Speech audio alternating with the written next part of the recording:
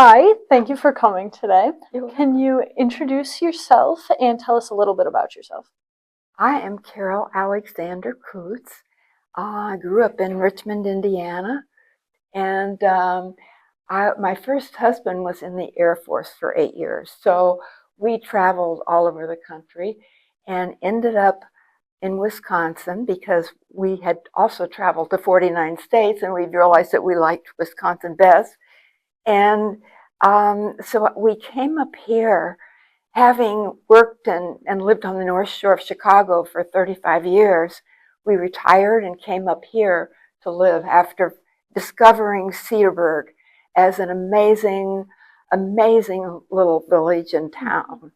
And we built a house out in the country in 2003, and we also met Jim Coutts at that time. He and his wife, we were at the same church.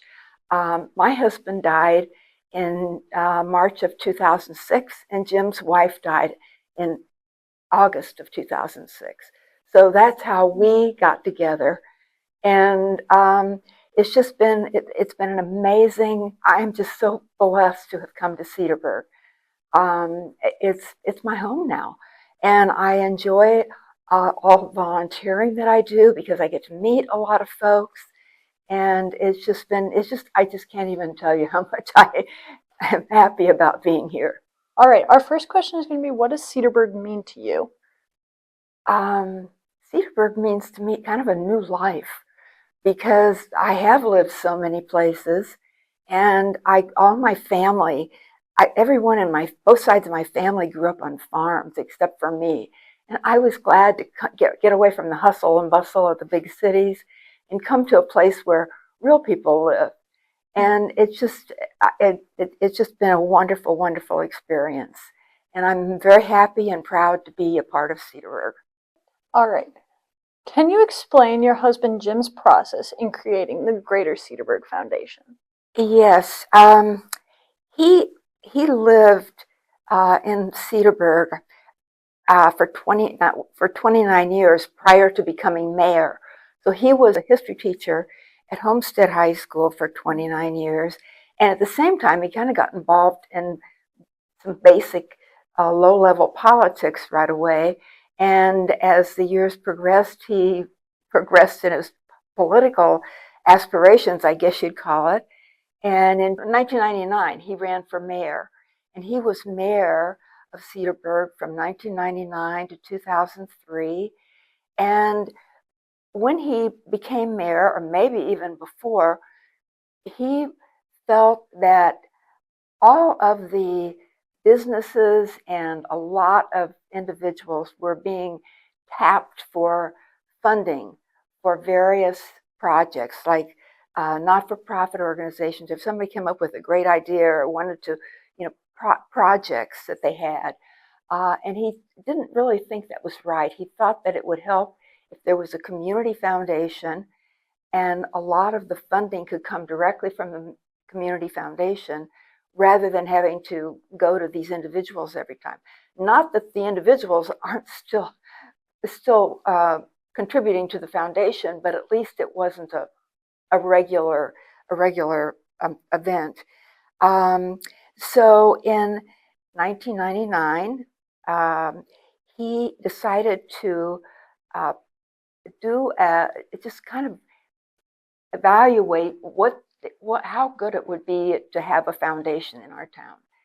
And he had his clerk at the time, the city clerk. She spoke with um, um, the various foundations in the community. There was a foundation in Mequon, in Oconomowoc, in West Bend, and a few other little towns. And so they did that, and at the same time, he was talking to the Greater Milwaukee Foundation, and he wanted to know what it was like, what he would have to do, and how could they help if we decided to have a foundation. So that was in 1999, and he immediately put together an exploratory committee, he called it.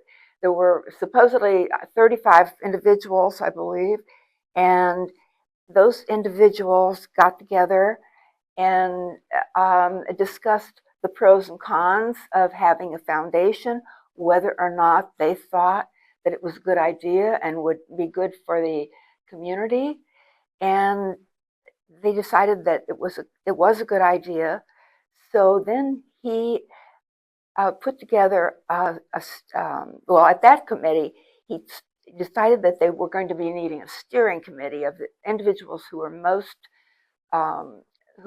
interested in pursuing the situation. And he appointed Robert Fuller as the first chairperson of the steering committee that he had. And then he walked away. Jim walked away because he didn't want politics in any way involved in the foundation. And as a matter of fact, to the extent that they had, I think they had their first steering committee meeting at City Hall, and he banned them from City Hall because he just didn't want anything to do with the politics and the foundation. So they met. That first meeting was on December the 1st of 1999, and then the steering committee meeting. That first meeting was on January the 28th of 2000. There were like 10 meetings, and the people who were involved, they looked at what the community needed and how a foundation would help it. Also, they decided to they needed to name the foundation. So initially, they wanted to call it the Cedarburg Community Foundation. But then, in order to be able to take advantage of a lot of the benefits that we would have with being associated with the Greater Milwaukee Foundation, they had to change the name to the Greater Cedarburg Foundation. The Greater Cedarburg Community Foundation was was official name. The steering committee decided that they needed also to evaluate some of the individuals and take a look at them and see who would be suitable for the board and who would be benefit to the board. And they did that, and their first board meeting was on September the 29th of 2003. And that was shortly before Jim's, actually probably about the time that Jim was going to be finished with being a mayor. So in 2004, Jim joined the board. And he ended up being president in 2006 because the gentleman who was supposed to be president was in a terrible automobile accident and he was killed in that accident. And so Jim took over as president. And in 2003 or 2006, they had their first president's gala. This was going to be a way for the foundation to earn funds in order that they could give them away to the community, and so the galas have continued. But Jim was a president. His wife had just died, and he knew that I was alone, and he didn't want to sit by himself at the gala. So he invited me to sit with him. And that was sort of how we got together. But he just enjoyed doing it so much. When he was the president, too, he was very adamant about providing a personal touch to things like invitations that went out for galas and for civic events. We hand wrote those. I remember sitting at his dining room table helping him write about 200 invitations. They had to be personally written. And actually, he did it during his presidency and also during the next gentleman's presidency. And then it got too big. There were just too many, and the presidents weren't interested in doing that anymore. And so they started doing it the sensible way, I guess you would call it, with making labels. But I understood his personal touch. He said, if someone receives an invitation in the mail and it's handwritten, it means a lot more, and it does. But I guess there's a limit to how much you can do that. Also, he was in charge of the civic events, and the civic event for the foundation is an individual in the community who has made a significant contribution to the community. And there's one civic event per year, one individual is being selected. And as a matter of fact, a couple of years ago, the Civic Award was renamed the Jim Coutts Civic Award. Oh, and then when the Civic awardees were selected, he wanted to take them to dinner. Most of the time, you just call them and have coffee and say you're going to be selected. You've been selected, but he insisted on taking people to dinner, talking to them, getting them to feel comfortable, and this was just Jim's way of doing it. And in 2012, he received the Civic Award. And of course, the term of presidency, I believe the term of presidency is 2 years. And so he was president for 2 years, and then he was on the board for another 2 years.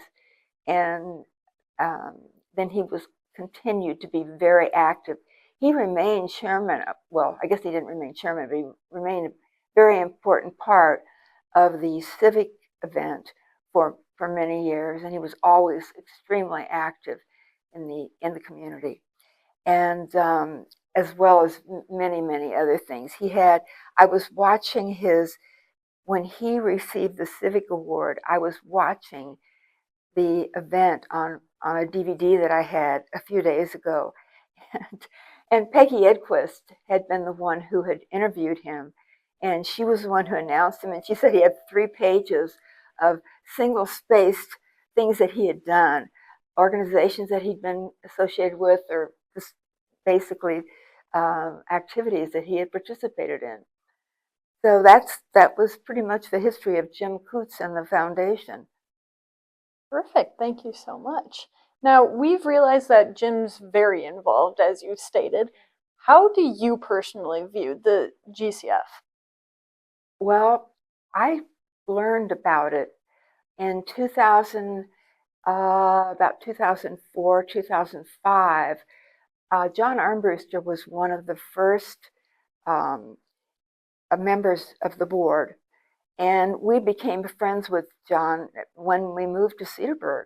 And so he asked us if we would like to be a part of the foundation, become a legacy member. That's the little legacy member pin that I have. And he explained the foundation, and so that really was the first information that we ever had about the foundation, and I guess we didn't really think about it too much because my husband was sick and he died, a year or so later. And so I didn't really get involved with the foundation until 2006 when I attended the gala with Jim. And after that, it's a wonderful organization. It's a very good, it's an asset certainly to the town. But I have to say, our foundation started with $1.25 that Carl Edquist contributed just to officially get it started. And from there on, every dollar was earned by board members and other civic people who were interested in helping the foundation.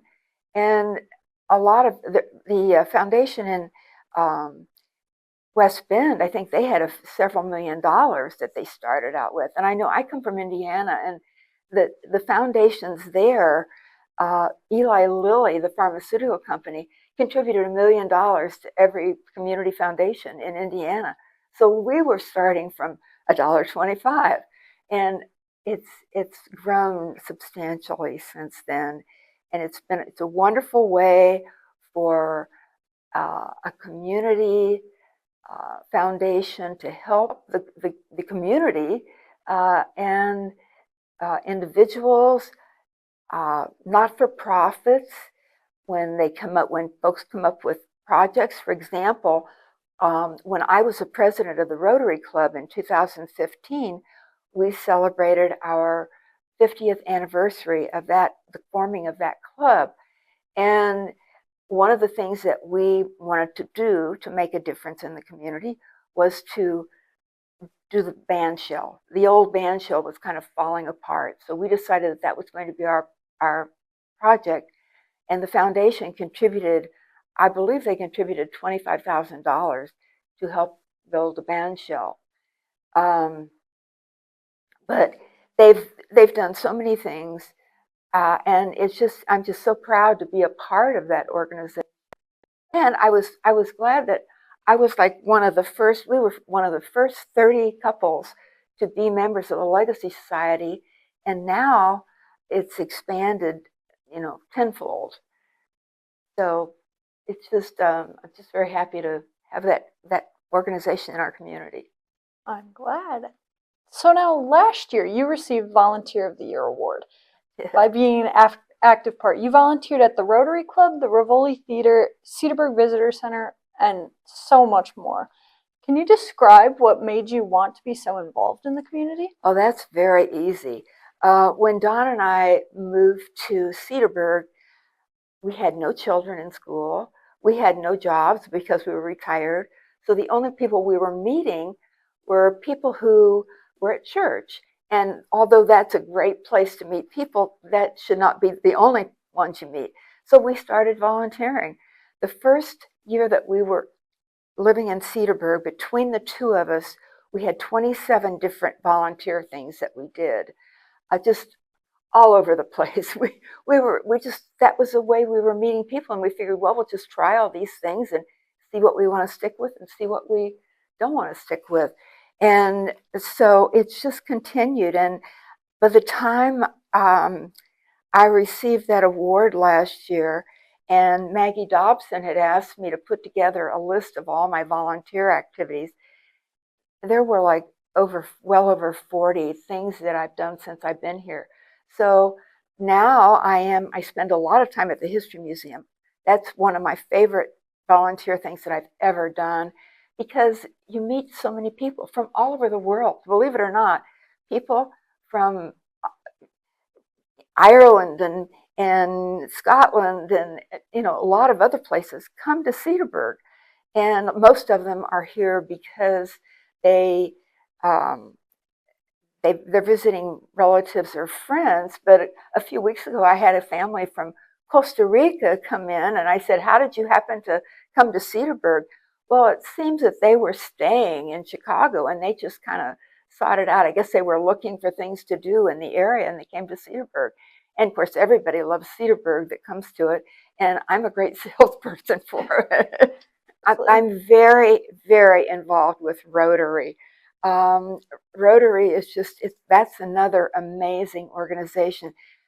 Most people don't realize even what Rotary is, but it was the first service organization in the world. And it celebrated its 110th anniversary this year. Rotary almost single-handedly, with matching grants from the Gates Foundation, has just about eradicated polio. I mean, there are a handful of polio cases left in the world. However, we still have to collect for polio because you have to continue vaccinating people. So it's amazing what this organization has done. The other thing that they're doing now is they're advocating clean water for third world countries who don't have running water, and what they do have is not fit to drink. They provide wells, and the wells are pretty small, but they do provide clean water. So Rotary was one of my passions. Rotary in Cedarburg. That's perfect. And we've learned that another one of your passions is stitching. And you host events like A Stitch Back in Time with the public library. Do you believe that Cedarburg has contributed to your ability to offer such things like your stitching journey and for it to thrive? Well, to be honest with you, my stitching journey started when I was in Illinois. Well, actually, when I was born, I've been stitching ever since I could hold a needle and thread. And I've pretty much done it all my life. But in Illinois, then I started teaching classes to kids. And I was involved in a camp, a sewing camp that's still being held in Cleveland, Wisconsin. They usually have 34 girls there and switch out between hand stitching and machine stitching. So when we came to Wisconsin and when we were waiting for them to finish building our house, we spent a lot of time at the West Bend Library. We were living closer to West Bend at that time. And so we spent a lot of time there, and I realized that they had classes, and I thought, well, gee, I've been doing this for a long time, and I could do this again. So that's really where I started my stitching classes. And at one point, I had like 3 a day in the morning, noon, and night to accommodate different parents' schedules and folks who worked and all that kind of thing. And when we finally finished our house and moved in, I started teaching at the Grafton Library because at the time the Cedarburg Library was in the old building and they didn't really have the facilities for classes such as that. So it really wasn't until a few years ago that I taught at the Cedarburg Library. And I'm sort of at the point where it's very difficult for me to do that now. So I cannot say that Cedarburg contributed a great deal to my, classes, but it's certainly a part of it. Perfect. All right. I think that's all we have. So thank you so much for coming down and interviewing with us today. Oh, you're very welcome.